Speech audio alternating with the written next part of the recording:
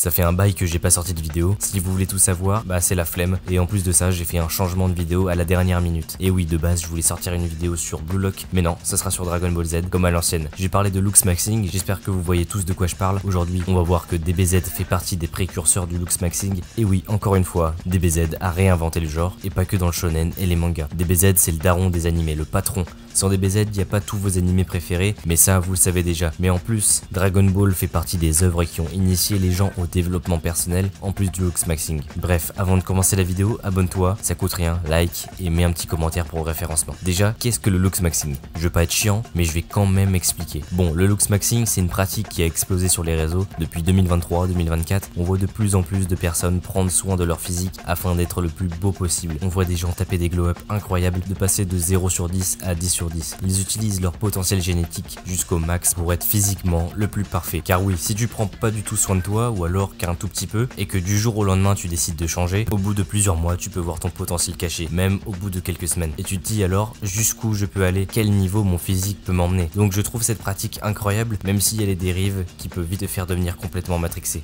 Tu peux être omnubilé par le physique. Et dans la vie, il n'y a pas que le physique qui compte, il y a aussi le mental, parce que je vois beaucoup de personnes qui sont matrixées par le Lux Maxing et qui pensent qu'à ça. Enfin bon, est-ce que vous voyez où je veux en venir avec Dragon Ball? Peut-être pas, alors je vous explique. Dragon Ball montre le développement de Sangoku, qui devient meilleur au fur et à mesure de l'histoire. Au début, on le voit gosse, et puis au fur et à mesure de l'histoire, il évolue, il devient mature, il commence à avoir des responsabilités, et surtout, il devient de plus en plus fort. Ça, c'est l'essence même de Dragon Ball, c'est ce que le personnage de Sangoku nous raconte, devenir le meilleur et devenir un être bon. Tout le monde veut devenir comme lui. Donc, le développement personnel commence par Goku dans l'œuvre de Dragon Ball, pas Oolong et surtout pas Bulma. Enfin bref, par la suite, Dragon Ball continue son développement à travers Son Gohan, et c'est avec ce personnage exactement que je vais parler de Lux Maxing. Gohan enfant a déjà beaucoup d'ambition pour son âge, il veut devenir un grand savant, pour ça il s'intéresse déjà aux mathématiques à son jeune âge. On peut dire qu'il fait du dev perso à 4 ans. Bah oui, ça compte comme du dev perso. Par la suite, Gohan va s'entraîner très dur avec Piccolo pour forger son corps, mais aussi son esprit, car je vous rappelle, c'est quelqu'un de très craintif. Il se forge un mental pour devenir meilleur, ainsi que sa technique au combat, parce que Piccolo a vu en lui une puissance cachée énorme. Là, on en vient à la génétique. Gohan a hérité d'une génétique de bâtard, tout le monde le sait. Et dans le Lux Maxing, qu'est-ce qui augmente vos chances de devenir le plus attrayant possible? Exact, c'est la génétique.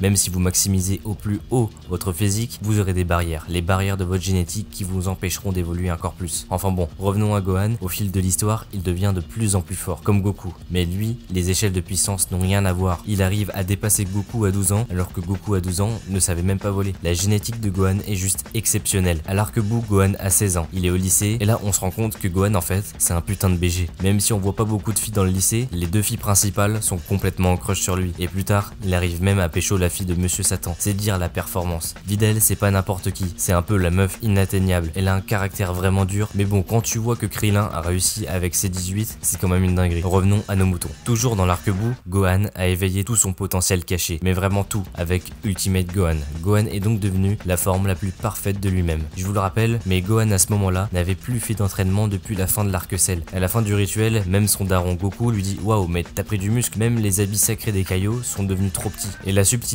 que Toriyama nous a laissé étaient les yeux de Gohan. Avant le rituel, ses yeux avaient les contours ouverts, alors qu'à la fin, il avait les contours fermés. Vous voyez où je veux en venir? Ok, ensuite Gohan se dirige vers Piccolo, et Piccolo lui dit: mais wesh, t'as changé, ton visage a changé et ton regard aussi. Et là tu comprends que Gohan, après le rituel en fait, il a fait du Lux Maxing. Ses yeux sont passés de ça à ça, son corps est passé de ça à ça, et sa personnalité a radicalement changé. Il est devenu beaucoup plus affirmé, comme Gohan SSJ2 à l'époque. Donc on peut dire que sa personnalité est passée de ça à ça. Voilà en quoi Gohan Ultimate est le Lux Maxer originel des animés. Donc si toi aussi tu veux faire comme Gohan, abonne-toi et achète ma formation. Non, je rigole, mais abonne-toi quand même.